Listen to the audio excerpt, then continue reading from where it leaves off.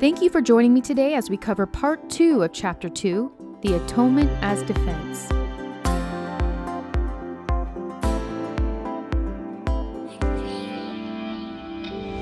Welcome, Miracle Makers. This is Angie, your host of Singularity, a podcast where we will journey together through various sacred and inspired texts, remembering our truths along the way. Thank you for being a part of my journey and for allowing me to be a part of yours.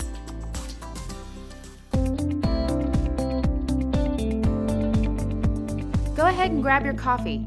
Have your pen and paper handy and the text if you have it. Here we go.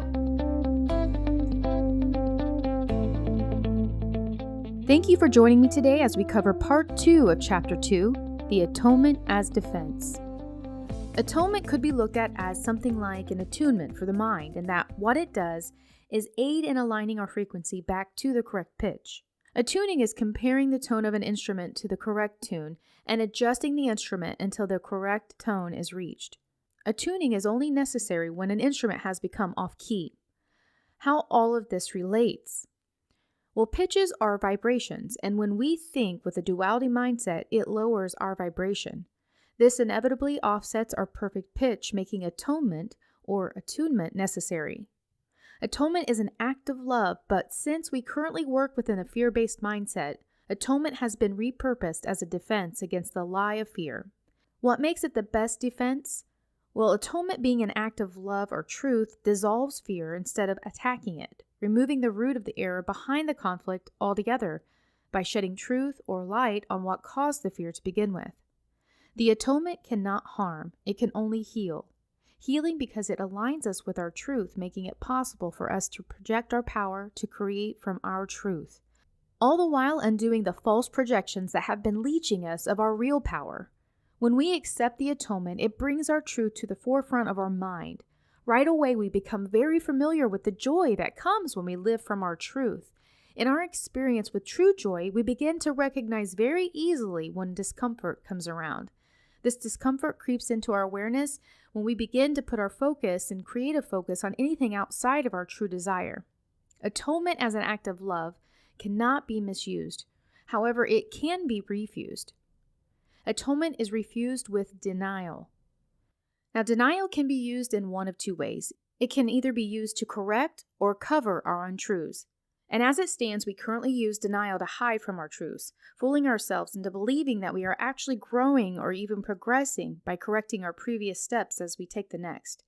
But in all actuality, we are really just repeating the same mistakes over and over again. This keeps happening because the root of the error that caused the misstep in the first place was never fully removed. It was only covered by our denial.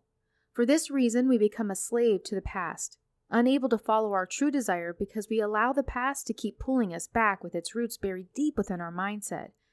The atonement sets us free from the past by completely dissolving the roots of our past errors, releasing their grip on us, freeing us from having to retrace our steps, allowing us to actually now step forward into our ultimate return. And this, my fellow miracle maker, is how atonement saves us time. As a kid, I spent a lot of time at my grandparents' house, and whenever I would do something that I wasn't supposed to, my grandpa would crack me in the head with his knuckle. Now, before you go feeling sorry for me, you must know I was always pushing my limits when I was over there, and I was doing things like drinking out of the milk carton, things like that. And I had a pretty thick skull, so I was fine. But it was still uncomfortable, and if anything, it just bruised my ego. But the point is, I got the point he was trying to make pretty quickly. And that's essentially what atonement is doing here, minus the flinching. Atonement works within time, and with a truth knock to the dome, we come to our miracle senses a lot faster than we would have otherwise. So atonement's knuckle to the noggin essentially woke us up so that we could live our truth way sooner than we would have trying to get there on our own. Atonement gives us more hours awake than we otherwise would have. It didn't get rid of the need for time. The only thing that can get rid of the need for time is getting back into the wholeness mindset. So until then, atonement exists because of time. And time only exists in a world based in fear. Here's how time and atonement work together.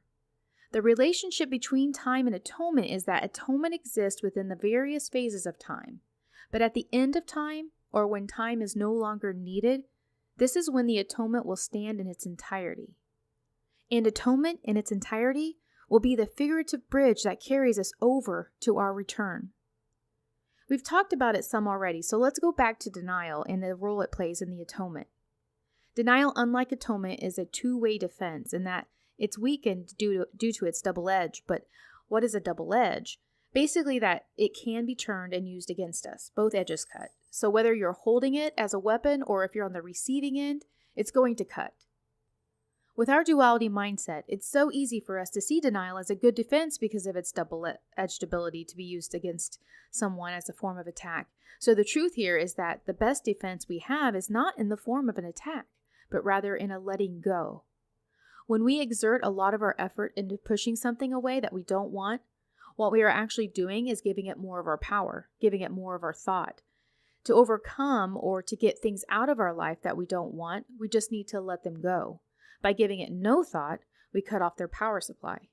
We must let go of our belief in the error-rooted creations we have made and remember our truth instead. Letting go, accepting the miracle, and remembering that we are all one, this is where all of our strength really lies. This is what it means by the meek shall inherit the earth. The miracle is what turns the defense of atonement into real protection. Under this protection, we become more secure and able to do our part for the whole. Remember the miracle. That is what chapter 1 was all about. We know miracles are a naturally occurring part of our existence and that they are like corrective codes that recognize and correct everything outside of love, working like an immune system of our existence. They are not some mystical, magical thing that only happens to the entitled. When we get out of our own way and stop blocking our miracle experience with fear and doubt, we will be able to see miracles as a part of our everyday experience. When we fear something, what we are actually doing is taking our power and giving it to the fear. And whether we are aware of it or not, we give the okay to do this on some level. What this means is that if we give it our power, we can take it back. We have the choice to take our power back, never to fear it again, or we can continue to fear it. Our choice has all the say in the world that we create for ourselves. The problem is that we aren't choosing with intention. A rough quote from the Bible says, "Where your heart is, there is your treasure." Mumford & Son said it beautifully. Where you invest your love, you invest your life. Our greatest value is in our ability to create, and this is saying that where we focus ourselves is where we ultimately place our value. And when we create or live out with intention from love, our life will be lived in complete peace. This isn't saying that life won't continue to ebb and flow in and out of the fear and love-based world as we all co-create it together. But it does mean that until we are all on the same unified page, that it can be experienced by us with peace. A peace that surrounds us even if we don't understand the ins and outs of everything. An unshakable peace. And with this peace mindset, there isn't anything that can enter our mindset without our intentional awareness in choosing which mindset we feed. This is the proper use of denial. The proper use of denial is to use it to correct, not to hide. And training our minds to work it this way, we will easily begin to recognize and deny any false ideas as we see them. And we are better apt to deny untruths access into the world that we create. I'm going to jump the tracks here for just a second with an analogy. While I was reading this part of the chapter, the picture of a train changing tracks just kept coming to me. So I thought a little bit about it and I looked into it. And I thought to myself, how does a train switch tracks while it's moving? Well, this is how it's possible. Because of these special mechanisms called switching rails. They are moving parts that direct the train either to the right or to the left track.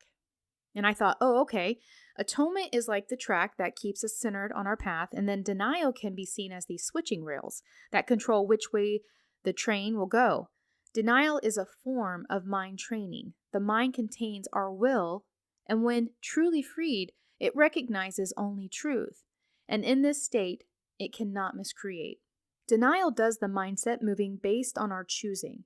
Our choice in the matter, or our will in the matter, is how are we going to use denial?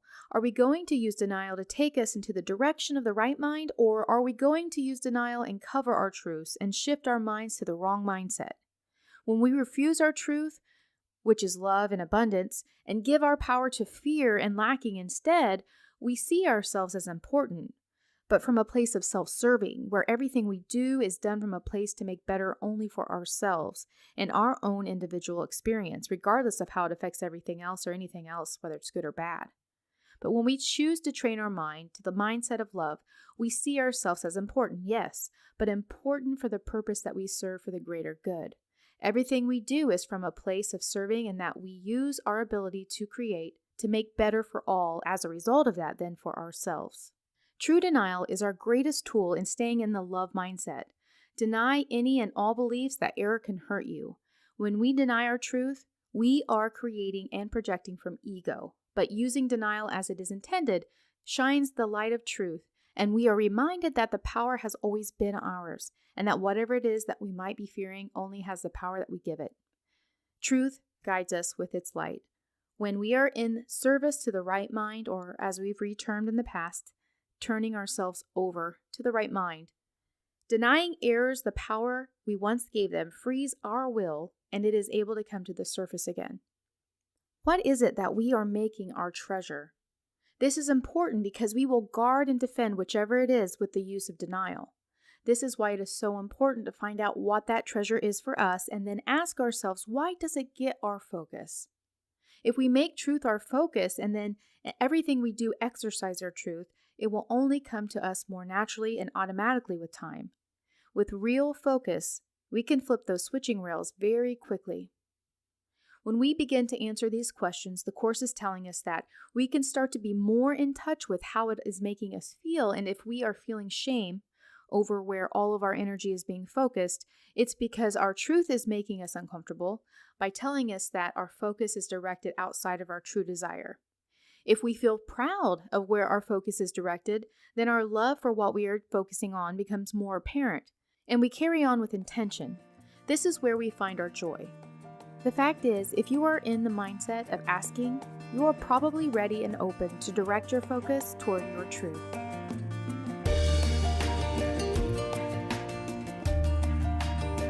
I want to remind you that if you don't have the book, there is a free e-version online with an audio option available. It's at acourseinmiraclesnow.com. You can easily just click your way through different parts of the book. It has both the text and the workbook, as well as some extra things. I recommend it. I actually use it even though I have the book because it's just so easy to navigate through.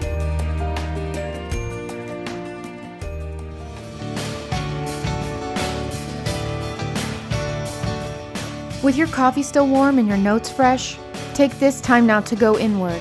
Aligning yourself with your truth, take it with you into the week. Until next time, keep shining.